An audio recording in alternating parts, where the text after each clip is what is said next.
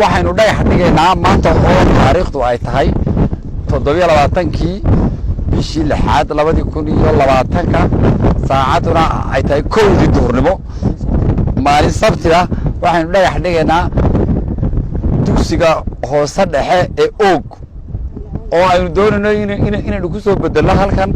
iskuul halka ku yaala xagga dambe muhiimka arkaysaan oo ardaydu ay kawaan ama sariibad wax ku dhigtaan marka wasaaradda waxbarashada ayaa maanta dhagax dhigaysa aad waxaan ugu maqnaaqayaa maamulaha iskuulka Canab Diiriya ah oo arinta maartay ku baraarujisay waxbarashada gobolka iyo qaranka ilaa 8 fasal baynu isku day doonaa oo iyo xafiis iyo store iyo musqula biyo laga cabo magaciisina waynaga alla aamin inkastoo buurna baalka ka muuqdo aan go'do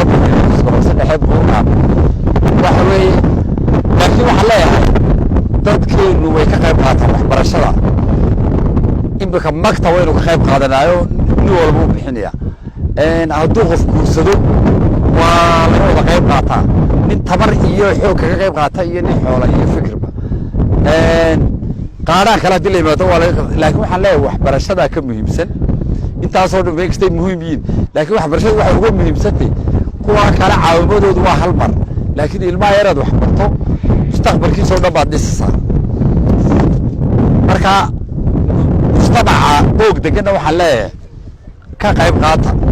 Soomaaliland oo dhan waxaan leeyahay gudiyo dabad bay iskuulada ka qayb qaata iskuulkana rag badan oo saaxiib nahay baa oo ka soo baxayo imika anigoo fursad uga faa'iideysan wadamo badan kala jooga ragaana waxaan leeyahay iskuulka ka soo qayb qaata jaamacad laga dhisa ku fakara oo ka qayb qaata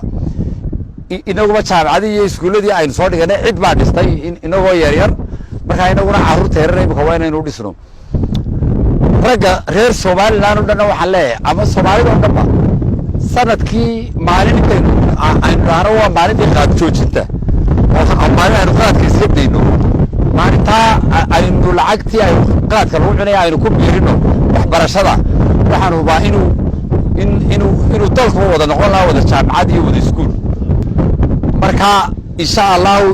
ilaahayna wiilala qaban doona sidii marka bismillaahir rahmaanir rahiim